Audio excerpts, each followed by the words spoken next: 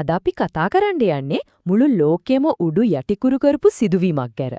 ඒ තමයි මිනිස් ශක්තිය පැත්තකට කරලා යන්ත්‍ර සූත්‍රවලට ලෝකය බාර දුන්නු කාර්මික විප්ලවය.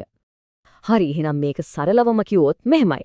හිතන්න අවුරුදු 10 ගාණක් තිස්සේ මිනිස්සු හැමදේම කළේ Tamanගේ අත් දෙකෙන් Tamanගේ ශක්තියෙන්.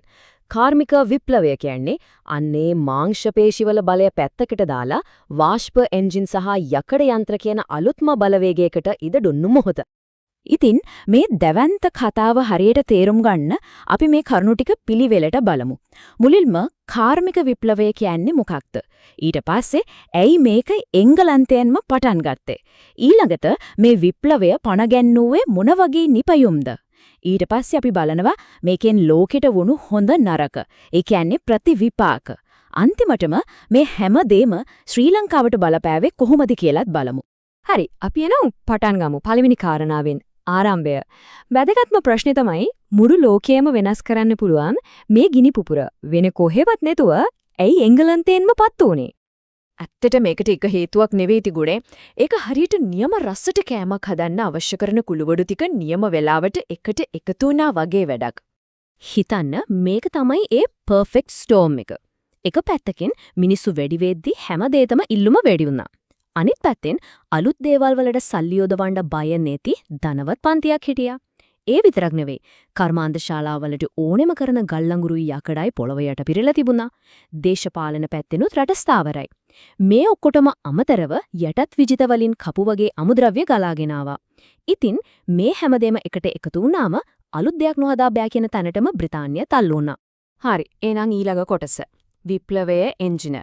මේ වගේ සරු පරිසරයක අලුත් අදහස් සහ යන්ත්‍ර සූත්‍ර පුපුරලා ගියා වගේ බිහි වෙන්න පටන් ගත්තා.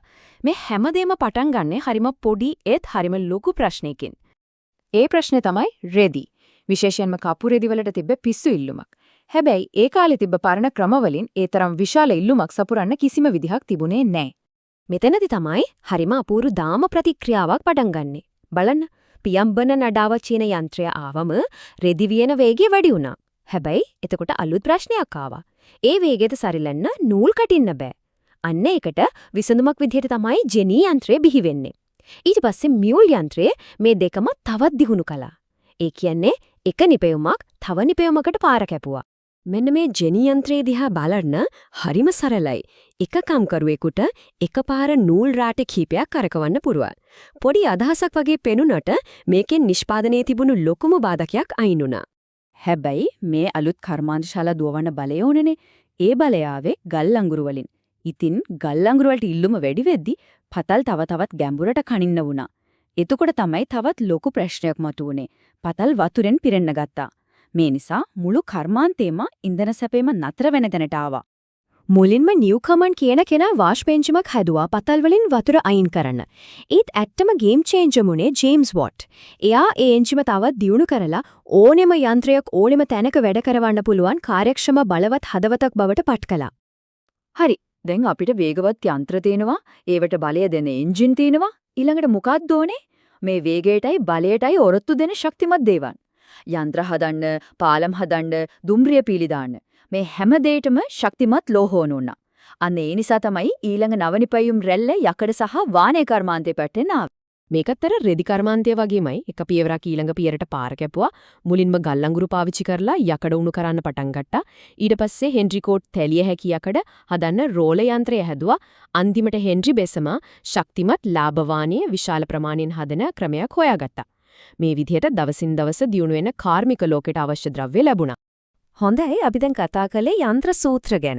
හැබැයි මේ වෙනස යන්ත්‍රවලට විතරක් සීමා වුණේ නැහැ. මේකෙන් සම්පූර්ණයෙන්ම අලුත් ලෝකයක් අලුත් සමාජයක් නිර්මාණය වුණා. ඒකේ හොඳ පැති වගේම නරක පැතිත් තිබුණා. මේ බලපෑම සමාජයේ හැම අංශයකටම පෙතිරුණා. මිනිස්සු ජීවත් වෙන විදිහ, ඒ කියන්නේ සමාජය සම්පූර්ණයෙන්ම වෙනස් වුණා. ගම් වලින් නගරවලට මිනිස්සු ගලාගෙන ආවා. ඒ වගේම සල්ලි හම්බ කරන විදිහ, ඒ කියන්නේ ආර්ථිකයත් වෙනස් වුණා. කර්මාන්ත ශාලා බැංකු මේවා තමයි අලුත් බල කේන්ද්‍ර වුණේ. මේ ඔක්කොම නිසා රටවල් පාලනය කරන විදිය, ඒ කියන්නේ දේශපාලනයටත් අලුත් මතවාද අලුත් බල අරගල එකතු. හැබැයි මේ හැම දියුණුවක් එක්කම අඳුරු පැත්තකුත් තිබුණා. නගර මිනිස්සුන්ගෙන් පිරි ඉතිරි ගියා. කර්මාන්ත ශාලාවලින් නිකුත් වුණු දුමෙන් අපද්‍රව්‍ය වලින් පරිසරය විනාශ වුණා. අලුතින් මුඩුක්කු බිහි වුණා. මේ අතරේ ධනපතියන් සහ කම්කරුවන් කියලා අලුත් පන්ති දෙකක් හැදුනා.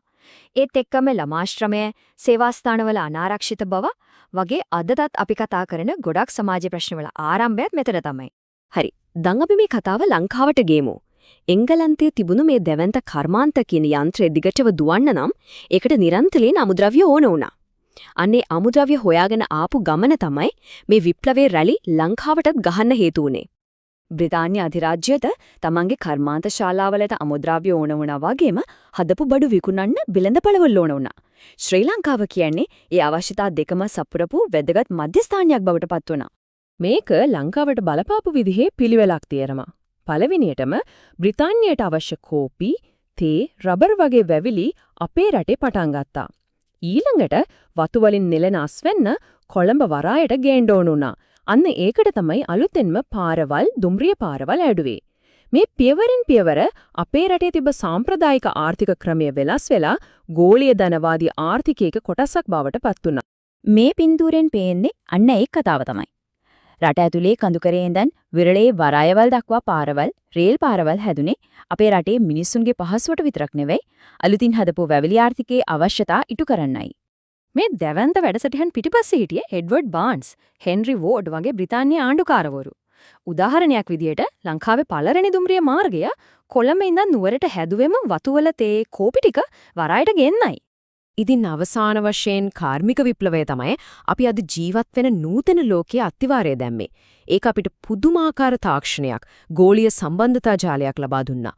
ඒත් ඒ එක්කම අදටත් අපි විසඳුම් හොයන සමාජ අසමානතා, පරිසර ප්‍රශ්න වගේ අභියෝග රැසකුත් තුරුමචොලා. ඉතින් අපිට තියෙන ප්‍රශ්නේ තමයි මේ උරුමයෙන් ලැබුණු හොඳ දේවල් තියාගෙන නරක දේවල් වලට අපි කොහොමද විසඳුම් හොයාගන්නේ කියන එක.